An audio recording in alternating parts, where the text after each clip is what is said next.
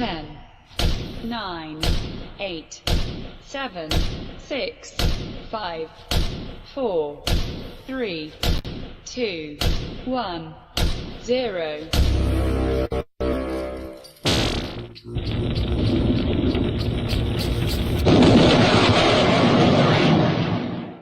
All right. Hello, everybody, and I hope everyone can see me fine. This is Michael Voss with I'm the Dragon of the Southern Tier at the No Sound Bites Allowed podcast. We're doing what, I don't know what to call it now. I think we can call it the speed round, or we can call it, the speed podcasting. I'm not quite sure. Haven't quite figured out what I want to call it yet. But that being said, we're here with you right now. We're talking about a lot of the interesting things.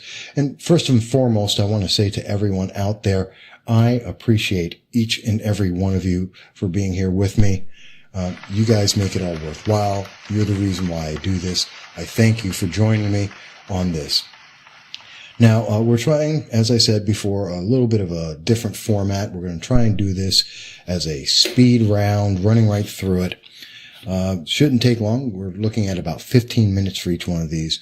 It's a little different than the normal podcast. I do also want to mention that on every Saturday Eastern Standard Time from 12 noon until 1:30, I do a Facebook Live podcast. You can join us there, and you'll be able to be involved. It's interactive with everyone in the public, so please do be involved. I do look forward to hearing from each and every one of you and every one of your thoughts. So I'm going to start the clock in just a moment. I want to say this is going to be fun. So in this speed round, this speed podcasting, we're going to be talking about gun control, gun legislation, and in particular, gun legislation as it relates to New York State, although this also kind of applies with everyone in the nation. If we're all ready and everybody's with me, we're going to get started right now. Come on. And the clock has started. So, first things first, I want to mention something. Now, I know I said I'm going to talk about the state issues, but first I can't help but mention something.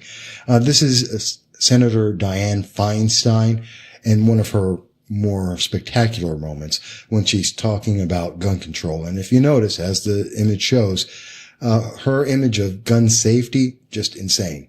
So when we hear some of these individuals who are leading the charge on gun control, who are trying to affect those of us with Second Amendment rights, or exercising our constitutional Second Amendment rights, we often find that they're individuals just like Dianne Feinstein that have absolutely no idea what to do with a firearm.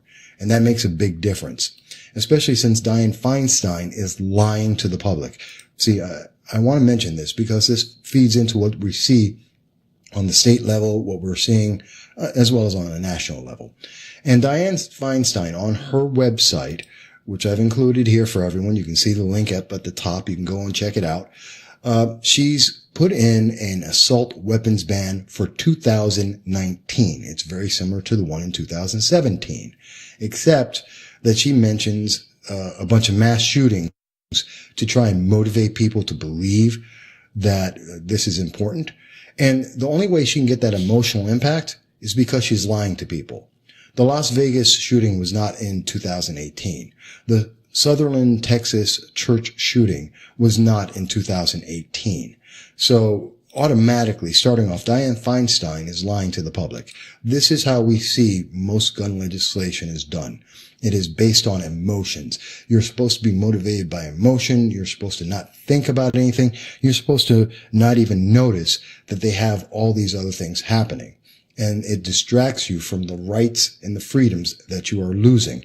And that is devastating. So that's why Dianne Feinstein, I wanted to show her, because this is endemic of what we see throughout the entire country, and in particular in New York State. So that same mindset that Senator Dianne Feinstein is pushing out there is matched by Governor Cuomo. And Governor Cuomo and the Democrats, the progressives in New York State have been pushing a series of bills. And many people may not be aware of what these are and how devastating they are to both economically as well as personally all of our individual rights. And that's a big deal. So one of the first ones is, this is a bill that just came out this month in January, and we see it's the bill S1038. Relates to the restriction and sale of ammunition to individuals authorized to possess such weapons. Now, and it creates a no-gun database. Now, this bill is really, really scary, because what we're seeing there is they're saying that only certain individuals can have certain types of ammunition if you own only certain types of guns. In other words, this is another way to stop you from being able to both own a firearm, to be able to practice with firearms, to become gun safe with these firearms, and to restrict people from being able to have access to different firearms that they may want to have. Whether you're a collector, a hunter, you want to protect yourself, or just because you don't trust the government. Any of these reasons. They're all part of your constitutional right. It's not limited to just hunting or recreation. You can have a firearm just because you want one. You can have a firearm because you want to protect your home. You can have a firearm because you don't trust the government. But they are looking for ways to limit and reduce the options that individuals have on a constitutional right. And these constitutional rights are God-given according to the Constitution. These are rights that no government creates. They are innately and inherently yours. And so that's what's very important about that. But again, this is a speed round, so let me keep going. So that's one of the bills in New York State that they're looking to inflict onto the public. And that's in conjunction also with another bill. Now, this is called S9197. May not be familiar to people. What that is called, the last bill was the ammo bill. Well, this one is your password. And you may have heard about this back in December. I was talking a lot about it. I did a couple of podcasts on it and articles on it. And this is the social media password bill, where you are required to give the government all of your social media information. That's right. You have to give them all of your passwords to your Twitter, to your Facebook, to Snapchat, to Instagram, to any social media, YouTube, any social media that you're using out there, so that they can go, so the government, some agent of the government can go through all of your information, every private chat you've had, every private email you've had, any private communication you've had, and search through everyone you've ever spoken to for the last 3 years and determine if they like that. And if they do like it, well, then you get to have a firearm permit, whether it's for a rifle, a shotgun, or a handgun. And if they don't like it, well, then you have a problem. Because if they don't like it, they're going to restrict you. And it gets even worse, because not only are they able to do that, they're also able to, because they're going into your history and your conversations, they're able to find out who you're talking to, what you've said to them, and they can then prosecute those other people, because you've given them access to your information and everything is relevant there. So they can actually charge other people. The final bill I want to get into really quick, and again, this is the speed rounds, so I'm not going into as much depth as I would normally go into. Well, before I do that, let me mention there is some pushback against all this. There's, in particular, State Senator Fred Akshar, who I know and I've spoken to many times, he's gone out there and he's asked people what they feel about these things, in particular the password bill, whether or not we should give the government our social media posts, our search engine searches for the last couple of years. And overwhelmingly, both within and outside of the district, his district is Senate District 52, which covers the southern tier of New York, overwhelmingly, we see that people do not want the government in this aspect of their lives. And that's a very telling thing, even though we're watching New York State government shove this down our throats. We're seeing the same thing coming from Dianne Feinstein, Senator Feinstein, with her bills and the assault weapons ban of 2019. They're shoving it down our throats, whether we want it or not, but we can fight back because we are the government. Let me say that again. We are the government. They don't get to do this to us. We only if we let them do this, can they? The final bill that's really big and really important that we should all be aware of is the red flag legislation. Now, this is one of my sites. It's the Voss Political Commentary.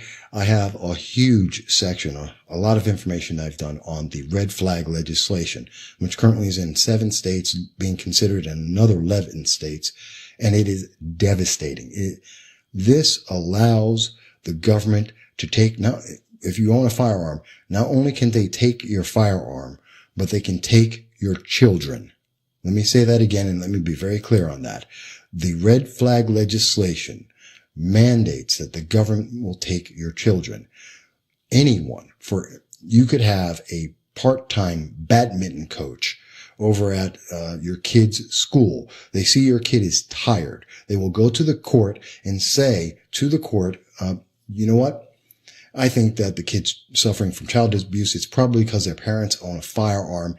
Take that firearm. The court will say, how do you know that? Can you prove it? Yes. Look at their social media history, which the government had when they went through to get their permit. And they will then be able to say, yeah, look, see, they're a horrible person. Their social media says so. And then the government will send out the police to come to your home at 5 a.m, just like it happened in Maryland. They will come to your home at 5 a.m, break down your door, and take every firearm that is in that house. And if you have children in that house, they will take your children as well. Mind you, in every single one of these bills, let me go over them once more. That's Dianne Feinstein's lie to the public, her attempt to manipulate people's emotions. Let's take a look at the ammo ban. We're talking about the social media bill, the social media password bill, and we're talking about the red flag legislation. In every single one of these bills, there's something that's very important that you may have noticed that has not been said. Not once in any of this information has anyone committed a crime. Without ever committing a crime, everyone suffers. You have no crime, but yet you are still being convicted. You are being punished. And I'm just typing in a note here that, no crime, yet punishment is applied. That's got to be terrifying to people. I know it's terrifying to me. How dare they? How dare the government go out there and do this to people? How dare they go out and punish people for exercising their Second Amendment right, for being out there and saying, hey, I want to own a firearm. That's all you have to do is, I want to own a firearm. And they will come out and they will say, well, no. One, you can't have that firearm because Senator Dianne Feinstein doesn't like the firearm that you happen to have. And so she's going to scare you and say, you're an evil person. You own a firearm. You're going to be a mass shooter. How dare you? You know what? You're going to have the wrong ammo. How dare you? You're wrong. Governor Cuomo is going to come up to you, and State Senator Kevin Parker are going to say to you, you know what? I looked at your social media. I looked at what you were saying on Twitter. I saw that you didn't like me as a politician. We saw that. And we're going to come in. Now we're going to take everything you own. We're going to take away your rights. We're going to take away your kids, and we're going to punish you just because you had a Second Amendment right. And that's going to affect your job. It's going to affect where your kids go to school, and if you can even go to that school to be able to see your kids. It's going to affect the people in your neighborhood. You're going to be labeled for no reason other than the fact that you are an American citizen who has a right to own a firearm. Is that terrifying? Because I have to tell you, I think it's terrifying to me to see that in any state and in the country where we are guaranteed, where we are built on the idea that there are certain inalienable rights and that our government does not have the power to take these rights away from us. That's what the Constitution is. The Constitution does not list any of the rights for the government. It's everything the government can't do. We can do everything. The government can do only what we let it do. And right now, the government's out there saying, we know better than you. You're too dangerous to own a firearm. You're too dangerous to own something we don't like. Those are scary guns. Those are terrifying guns. And it really doesn't matter which firearm it is. Dianne Feinstein wants to take away 205 different types of firearm, of rifles, because she thinks that they are military weapons. She thinks that any rifle that you may have out there is the equivalent of an M60 machine gun. Dianne Feinstein thinks that everybody's out there to be running around as if it were Chicago, and that she's some kind of, like this is the 1930s, and the St. Valentine's Day massacre is going to happen every day. That's not the case. Now, well, that's my little warning clock there. And as I said, these are the speed podcast rounds. It's very short. There's not a whole lot there, but I hope everyone's enjoying it and getting to get a flavor of it. But this is meant to just give you an idea of what's going on. In New York State, the government is about to punish you because you have a right, and they don't like it, and they don't want you to have it. At this moment, the United States government under the state Senate with the Democratic Party are looking to take away your rights because they don't like it, and they don't want you to have it. It's just because they feel you're evil. I don't agree with that. I think that's wrong. I don't think you get to take away someone's constitutional rights, that you get to disrupt their life, to disrupt their children and take away their children just because you don't like what someone owns. Imagine this, and I'll leave you with this thought, because this is the speed round, and as I said, I want to make this short, but I'll leave you with this thought. If someone said that they're going to come into your home and they're going to check to see if you have a pair of blue jeans, or if you have a car that happens to be the color black. And if you do have either of those things, they're going to take away all those jeans. They're going to take away your car, and they're going to disrupt your entire life. They're going to make you seem like you're a criminal because you own a pair of blue jeans and or a black car. Would you let them do that? Of course not. Guess what? This is the same thing. It's the same effect. No crime has been done. No one is guilty. They just don't like it. They don't want you to have it. And so they're trying to take it away. But it's up to you. If you don't want that to happen, it's real easy. Contact your state senator, contact your politicians, and let them know you don't agree.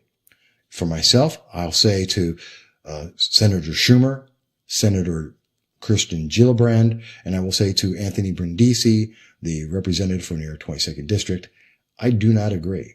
To State Senator Akshar, I support you in fighting against this. And to Governor Cuomo, I do not agree. Do not pass these laws. This is what we need to do. Make the word happen.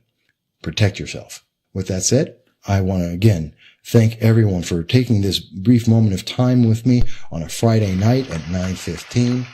I do appreciate it. I know there's so much you could be doing, and I thank you for just taking a few minutes with me. I want everyone to be well.